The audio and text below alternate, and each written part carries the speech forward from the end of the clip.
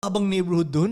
Ayoko na dyan. Doon na bababasag yung contentment no? Nakita ko na yung yung gusto ko. Actually, parang part ganun. yan ng proseso ng law of attraction. Okay. Na dapat, halimbawa,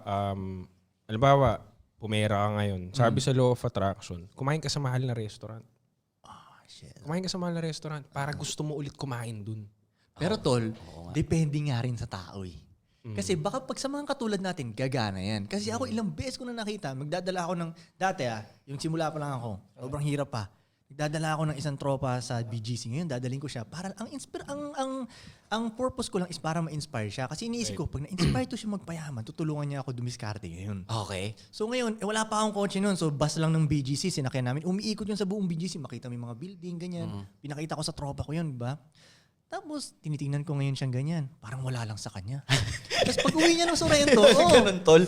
Meron talaga. Pag-uwi niya ng Sorrento, wala lang sa kanya. Nakalimutan niya na yun. Parang ganun. Parang sabi, kaya nga, depende din sa tao. Sabi sa akin ng tatay ko, depende din daw sa IQ.